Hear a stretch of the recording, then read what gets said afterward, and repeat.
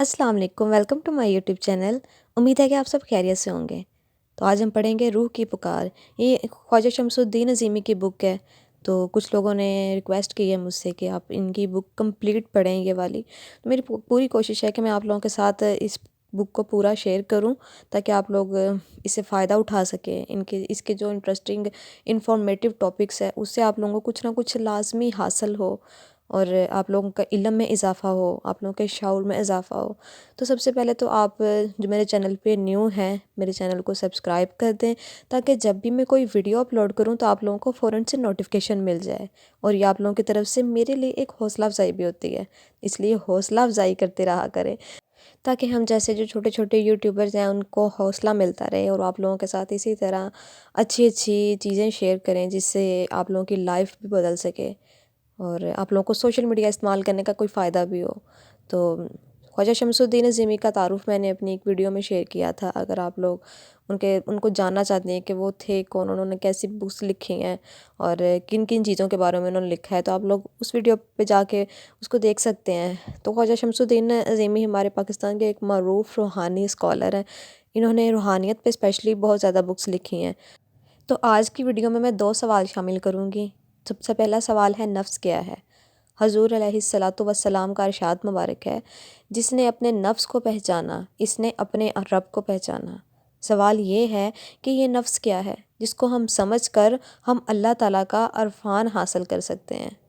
जवाब, अल्लाह ताला जब तख्लीक का तज़किरा फरमाते हैं और अपनी खालकियत का ऐलान करते हैं तो कहते हैं, वही है जिसने तुम्हें तख्लीक किया है नफ्स वाहिद से। तसव्वुफ़ में इसका इस्लाही नाम निस्बत वहदत और इसको एक नुक्ता से तशबीह दी जा सकती है, जिसमें तमाम कायनात बंद है। बादियल नज़र में जब हम गौर करते हैं कि नफ्स वाहिद क्या चीज़ है, तो आम तर्ज़ों में ये कह दिया जाता है कि नूहे इंसानी आदम से पैदा होती है, यानी नफ्स वाहिद से मुराद आदम है।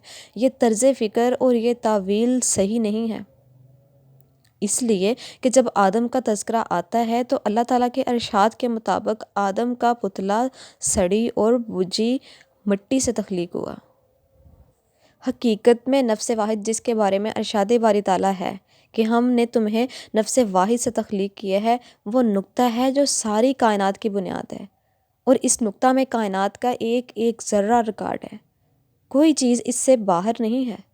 ज़रूरत इस बात की है कि आदमी अपने अंदर मौजूद इस नुक्ता से वाकिफ़ हो जाए और इसकी निगाह इस नुक्ता के अंदर काम करने लगे।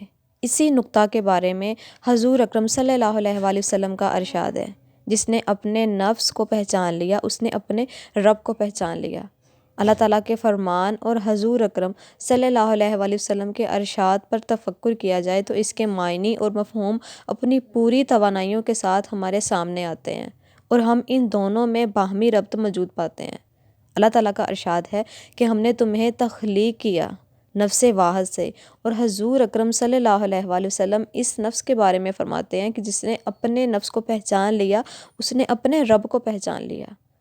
मुश्किल ये आन पड़ी है कि जब अरफान नफ्स का कोई मसला सामने आता है तो हम उन कुरानी आयत को जिसमें अरफान नफ्स के मुतल्लिक़ वाज़िया और रोशन हदायत मौजूद हैं, मुतशाबहात कहकर गुजर जाते हैं। हालांकि इस किताब में किसी किस्म के शक और शुबा की गुंजाइश नहीं। खुद अल्लाह ताला का फरमान है कि ये किताब जिसमें किसी किस्म के शक की गुंजाइश नहीं, इन लोगों को हदायत बख्शती है जो मुत्तकी हैं, और मुत्तकी लोग वो हैं जो गैब पर ईमान रखते हैं, यानी गैब इनके मुशाहदे में होता है। इन हजरात की एक तारीफ़ ये भी है कि इनकी आम तर्ज फ़िक्र ये होती है, वो कहते हैं कि हम इस बात पर ईमान रखते हैं, ये बात हमारा यकीन है, यानी ये बात हमारे मुशाहदे में है कि हर बात, हर काम, हर अमल, हर हरकत, ख्वाह वो इब्तदा हो या इंतहा, ज़ाहिर हो या छुपी हुई, सब अल्लाह की तरफ से है। मतलब ये है कि किसी चीज़ के अमल दरामद होने में बराह रास्त अल्लाह ताला की मशीयत का अमल दखल है। ये बात सामने आ चुकी है कि कायनात में मौजूद हर शय लहरों के ताने बाने पर कायम है, और ये लहरें नूर के ऊपर कायम है।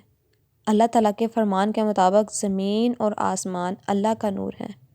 तख्लीक की एक हैसियत नूरानी है और दूसरी हैसियत रोशनी है।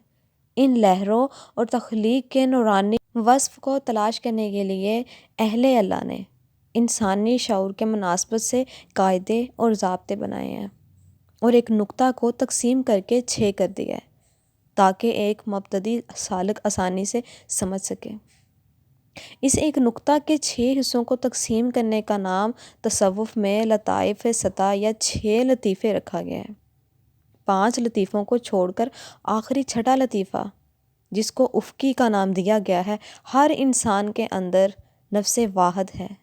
یہی وہ نقطہ ہے جو اللہ کا گھر ہے، جس میں اللہ بستا ہے اور جس پر براہ راست اللہ کی تجلیات کا نزول ہوتا ہے۔ یہی وہ نقطہ ہے جس میں داخل ہونے کے بعد کائنات صحیح معنوں میں انسان کے لیے تسخیر ہو جاتی ہے اور وہ اللہ تعالیٰ کا ارشاد سمجھ لیتا ہے کہ ہم نے مسخر کر دیا سب کا سب تمہارے لیے جو کچھ ہے آسمانوں میں اور زمین میں، یعنی آسمانوں اور زمین میں جو کچھ ہے وہ تمہارا محکوم ہے اور تم اس کے حاکم ہو۔ اس ارشاد کی مزید تفصیل یہ سامنے آتی ہے کہ ہم نے تمہارے لیے سورج کو مسخر کر دیا، چاند کو مسخر کر دیا، ستاروں کو مسخر کر دیا۔ مسخر ہونے کا مطلب یہ نکالا جاتا ہے کہ چاند اور سورج کو اللہ تعالیٰ نے ایک ڈیوٹی تفویض کی ہے اور یہ بات ان کے فرائض میں شامل ہے کہ وہ مخلوق کی خدمت کریں۔ چاند ہو، ستارے ہو، سورج ہوں، نباتات ہوں یا جمادات، پانی ہو یا گیس، چرندے ہوں یا پرندے، سب انسان کی خدمت گزاری میں مصروف ہیں۔ یہ مسخر ہونے کی تعریف میں نہیں ہوتا۔ مسخر ہونا کسی چیز پر حاکمیت قائم ہونا یہ معنی رکھتا ہے کہ اس چیز پر تصرف کیا جا سکتا ہے۔ موجودہ صورت یہ ہے کہ نوع انسان چاند اور سورج کے تصرف میں زندگی بسر کر رہا ہے۔ اگر چاند اور سورج اپنا تصرف ختم کر سکتے ہیں تو زمین کا وجود باقی نہ رہتا۔ مثلاً یہ کہ ہم دھوپ کے محتاج ہیں اور ہم اس بات کی بھی محتاج ہیں کہ چاند اپنی روشنی سے ہماری فصلوں کو پروان چڑھائے۔ ہمیں چاند اور سورج پر کوئی حاکمیت حاصل نہیں۔ دوسرا سوال ہے، درست طرز فکر کون سی ہے؟ انسان کسی بھی ڈھنگ سے زندگی گزار رہے، اس کے پیچھے ایک سوچ، ایک طرز فکر کار فرما ہوتی ہے۔ کیا روحانیت ہمیں کوئی ایسی کسوٹی فراہم کرتی ہے جس سے پرکھا جا سکے کہ کون سی طرز فکر درست ہے؟ جواب، معاشرے کو سامنے رکھ کر تفکر کیا جائے تو یہ نظر آتا ہے کہ معاشرے میں موجود زندگی گزارنے اور زندگی میں سوچ بچار کی طرزیں ایک ہی طرح کی کام کرتی ہیں۔ فرق اتنا ہے کہ آدمی کی سوچ بچار اور مخصوص طرز فکر کی بنیاد پر الگ الگ گروہ بنے ہوئے ہیں۔ ایک گروہ کی طرز فکر یہ ہے کہ اللہ تعالیٰ کا اس گروہ پر اتنا ہی فضل ہو جائے، وہ ناشکرا ضرور ہوتا ہے۔ ایک گروہ کی عادت یہ ہے کہ وہ فیاض ہے، سخی ہے۔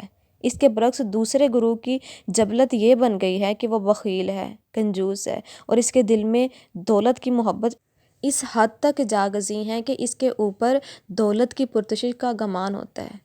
ایک گروہ وہ ایسا ہے کہ اس بات میں خوشی ہوتی ہے کہ وہ وقت ضائع کیا جائے۔ ایک گروہ وعظ و نصیحت سننے کا شوقین ہے، دوسرا گروہ سیاسی تقاریر سننے کا خواہش مند رہتا ہے۔ کچھ لوگوں کو ناچ رنگ کا شوق ہوتا ہے اور کچھ لوگوں کو پینے پلانے کا، اور ان لوگوں کے برعکس ایک گروہ ان لوگوں کا ہے جو خوش عقیدہ ہیں اور اولیاء اللہ کے مزارات پر حاضری دینے میں لذت محسوس کرتے ہیں۔ مختصر یہ کہ زمین پر موجود نوع انسان مختلف گروہوں میں بٹی ہوئی ہے۔ 99% گروہ کی زندگی اور ان کی طرز فکر کا جائزہ لیا جائے تو یہ حقیقت منکشف ہوتی ہیں، اور یہ 99% گروہ شک اور وسوسوں میں مبتلا ہے۔ ہم بتا چکے ہیں کہ شک اور وسوسہ کی زندگی سے آدمی کے اوپر غم، خوف اور پریشانی مسلط ہو جاتی ہے۔ روحانیت ہمیں صحیح طرز فکر کی جو کسوٹی فراہم کرتی ہے وہ یہ ہے کہ ہمارے اندر غم اور خوف موجود نہ ہوں۔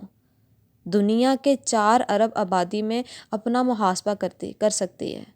99% افراد ایسے ملیں گے جن کی ساری زندگی خوف اور غم میں گزر گئی۔ تخلیقی فارمولوں کے سلسلے میں ہم یہ بتا چکے ہیں کہ کوئی تخلیق 2 روح کے بغیر مکمل نہیں ہوتی۔ ان تخلیقی قانون کے تحت جس بندے کے اندر شک اور وسوسہ موجود ہے، اس بندے کے اندر یقین بھی موجود ہے۔ جب کوئی بندہ یقین کی طاقت حاصل کر لیتا ہے تو شک اور وسوسہ والا رخ مغلوب ہو جاتا ہے، اور جب کسی بندے پر شک اور وسوسے کا رخ غالب ہو جاتا ہے تو یقین کا رخ مغلوب ہو جاتا ہے۔ بے یقینی کا دوسرا نام شک ہے۔ شک شیطانیت ہے، اور شیطانیت غم اور خوف ہے۔ انبیاء علیہ السلام کے بنائے ہوئے قاعدوں اور ضابطوں پر عمل کیا جائے تو شک اور وسوسے کا رخ مغلوب ہو جاتا ہے اور یقین کا رخ غالب ہو جاتا ہے۔ روحانی طرز فکر یہی ہے کہ روحانی علوم سکھانے والا استاد یا مرشد قدم بہ قدم ساتھ چلا کر اس بات کی کوشش کرتا ہے کہ شک اور وسوسے کا رخ مغلوب ہو جائے اور یقین کا رخ غالب ہو جائے۔ الا ان اولیاء اللہ لا خوف علیہم ولا ہم یحزنون کی زندہ تفسیر بن جائے۔ قرآن پاک کے ارشاد کے مطابق اللہ کے دوست ایسی طرز فکر میں زندگی گزارتے ہیں کہ ان کو نہ خوف ہوتا ہے نہ غم۔ جبکہ اگر آج کل کے زمانے میں ہم اپنے آپ کا جائزہ لیں تو ہم لوگ ایسے ہی زندگی گزار رہے ہیں جو خوف اور غم میں مبتلا ہے۔ ہم لوگ ہر وقت اس چیز کا خوف ہمیں رہتا ہے کہ اگر ایسا ہو جائے، اگر ویسا ہو جائے، مطلب ہم لوگوں کا اللہ تعالیٰ پہ کامل یقین ہی نہیں رہا۔ تو اس کی وجہ دین سے دوری بھی ہو سکتی ہے، اور اس کی وجہ یہ بھی ہو سکتی ہے کہ ہم لوگوں نے دین کو اس طرح سمجھا ہی نہیں ہے جس طرح ہمیں سمجھنا چاہیے۔ اللہ تعالیٰ کی کتاب کو کبھی ترجمے کے ساتھ پڑھیں تو ہمیں ہماری ساری پریشانیوں کے حل مل جاتے ہیں۔ اور اگر ہم اللہ تعالیٰ پہ یقین رکھ کے اپنے سارے معاملے اپنے اللہ کے سپرد کر دیں تو میرے خیال سے ہم ان سارے غموں سے، خوفوں سے نجات حاصل کر سکتے ہیں بآسانی۔ اپنی دعاؤں میں یاد رکھیے گا اور میرے یوٹیوب چینل کو لازمی سبسکرائب کر دیجیے گا۔ انشاءاللہ ملتے ہیں ایک نئی ویڈیو کے ساتھ، ایک نئے ٹاپک کے ساتھ۔ اللہ حافظ۔